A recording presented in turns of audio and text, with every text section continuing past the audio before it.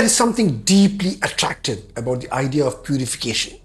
Across cultures and across centuries, human beings have imagined that illness begins long before the first symptom appears. According to this way of thinking, disease is not an isolated event but the final stage of a much longer process, one in which harmful substances slowly accumulate within the body until health is gradually replaced by disease. If those substances could somehow be removed before permanent damage occurred, perhaps illness itself could be prevented. Few medical traditions have developed that idea as extensively as Ayurveda. Within Ayurveda, one branch of treatment occupies a position unlike any other.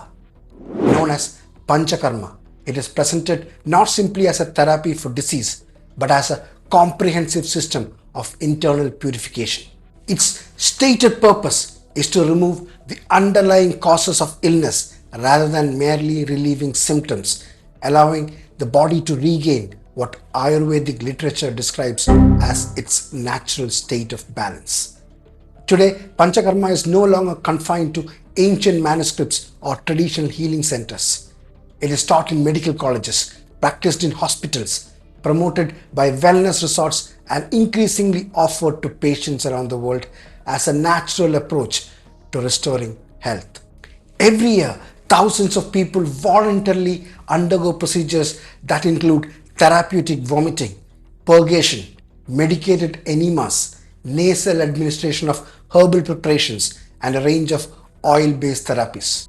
They believe that these treatments cleanse the body of disease-causing toxins and help prevent future illness. These are not modest claims. If they are correct, Panchakarma represents one of the most significant therapeutic discoveries in the history of medicine. A treatment capable of removing the underlying causes of disease would not simply transform Ayurveda, it would transform medicine itself. History reminds us, however, that medicine has never advanced by accepting remarkable claims simply because they were sincerely believed, nor by dismissing them simply because they appeared unfamiliar. Throughout history, every medical idea, regardless of where it originated, has ultimately been judged in the same way. It has been compared with observation, tested against evidence, and revised whenever that evidence demanded it. That is the spirit in which this documentary has been made. Traditions deserve to be understood on their own terms, and many traditional practices have inspired valuable areas of modern medical research. But once a tradition makes claims about diagnosing, preventing, or treating diseases, those claims enter the domain of medicine, where they must stand or fall on the strength of the evidence available. Rather than relying on advertisements, promotional material, or the opinions of either supporters or critics, I will begin where every future Ayurvedic physician begins, with the textbooks. The two books examined in this documentary are not obscure publications written for enthusiasts or alternative health practitioners. One has been prepared according to the syllabus prescribed by the National Commission for Indian System of Medicine, the statutory body responsible for regulating Ayurvedic medical education in India. The other has long served as a standard reference for students studying Panchakarma. Together, they form part of the educational foundation for thousands of students pursuing the Bachelor of Ayurvedic Medicine and Surgery degree. A medical textbook occupies a unique position in education. It is not intended to persuade or inspire. Its purpose is to describe what future practitioners are expected to understand before they begin treating patients. The information it contains, therefore, carries a responsibility that extends far beyond the classroom. What students learn from these pages eventually influences the advice they offer, the treatments they recommend, and ultimately the decisions made by the people who place their trust in them. As I began reading these books, one impression emerged almost immediately. Panchakarma is not presented as a collection of traditional practices whose benefits remain uncertain. It is described with the confidence usually reserved for established medical knowledge. The opening chapters attribute to it an impressive range of therapeutic effects, including the restoration of physiological balance, rejuvenation of body tissues, enhancements of the effectiveness of medicines, prevention of disease, and the elimination of harmful toxins from the body. The books even recommend that healthy individuals undergo Panchakarma at regular seasonal intervals as a means of preserving health and preventing future illnesses. Taken together, these statements present Panchakarma as something far more ambitious than a complementary therapy. For many people, these recommendations are not merely theoretical. Like in Kerala during the Malayalam month of Karkidakam, which is ongoing right now, Panchakarma centers experience a seasonal surge in patients. This month has long been associated with declining health and reduced vitality, a belief that has deep historical roots. Traditionally, Karkidakam coincided with the peak of the monsoon, when food was often scarce, infectious diseases were more common, and daily life became considerably more difficult. Under such conditions, it is hardly surprising that the month acquired a reputation as a period of physical vulnerability. Today, however, the historical circumstances that gave rise to that belief have changed. Modern sanitation, nutrition, and healthcare have transformed the way people live through the monsoon. Yet, the recommendation remains. Many Ayurvedic practitioners continue to advise healthy individuals to undergo Panchakarma during this season as a preventive measure, which brings us back to the same question. What evidence shows that healthy people benefit from doing so? And then it naturally invites further questions. What are these toxins that Panchakarma is said to remove? How are they produced? Can they be identified and measured? And perhaps most importantly, what evidence demonstrates that they are actually eliminated by these procedures? The answers offered by the textbooks do not begin with Panchakarma itself. They begin with a much older question. Why do human beings fall sick in the first place? Every system of medicine begins by asking the same question. Why does disease occur? The answer to that question determines everything that follows.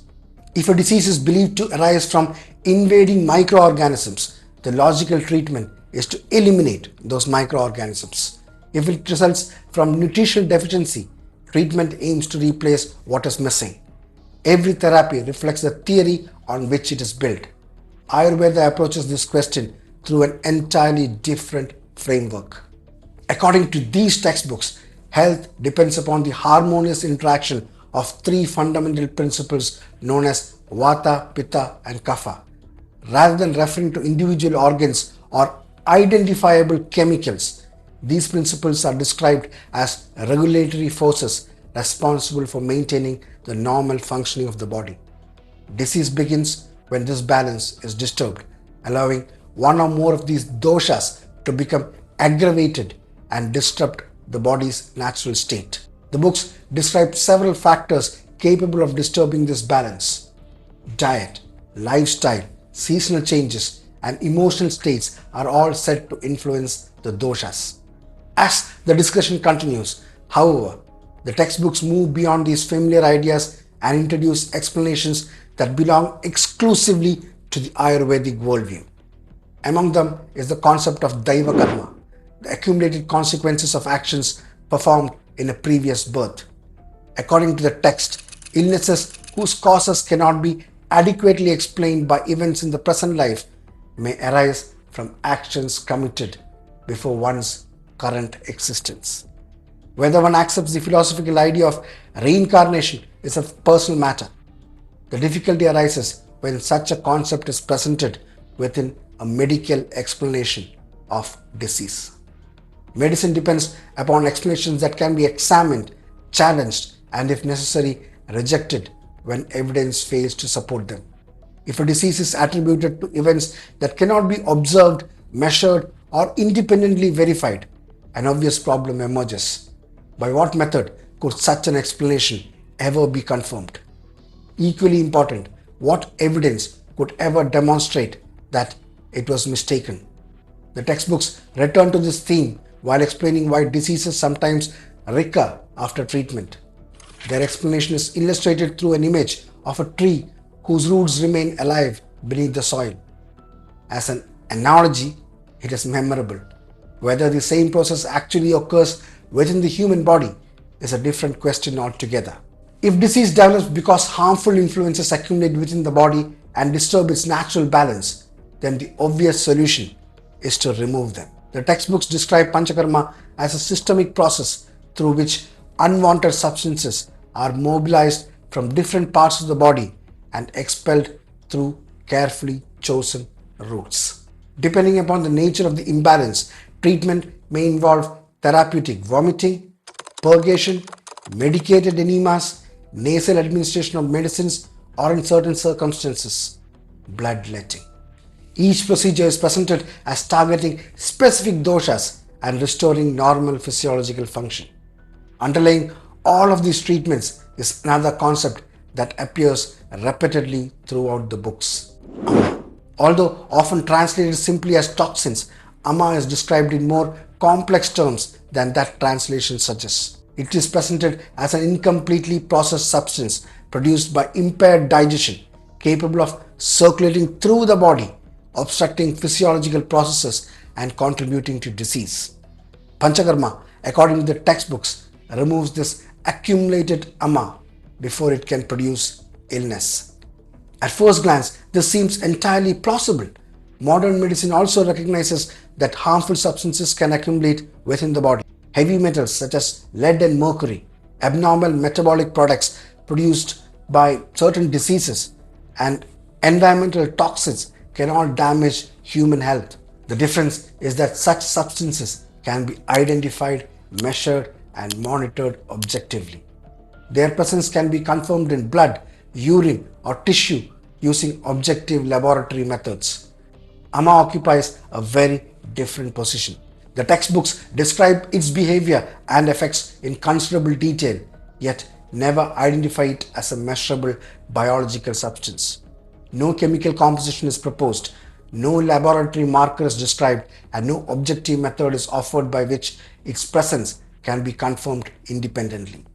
Before any treatment can be shown to remove something from the body, the thing being removed must first be identified in a way that allows its presence to be measured. Without that first step, evaluating the effectiveness of the treatment becomes extraordinarily difficult. But ama is only the foundation. The textbooks go much further. They do not merely claim that Panchakarma removes ama. They claim that it prevents disease, restores health, rejuvenates the body, and treats an astonishing range of medical conditions.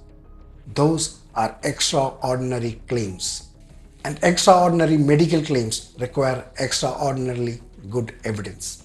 In the next part of this investigation, I will leave theory behind and examine the evidence itself. What do clinical trials actually show? Do the studies support the confidence with which these textbooks present Panchakarma? Or is there a gap between what students are taught and what the evidence demonstrates? That is where the real investigation begins. If you'd like me to continue this investigation through the Panchakarma textbooks, analyzing their claims one by one and comparing them with the best available scientific evidence, then please let me know. Like and hype this video, share it with someone who believes these claims, and most importantly, leave a comment. The more people this video reaches, the more worthwhile it becomes for me to continue this series, because we are only getting started.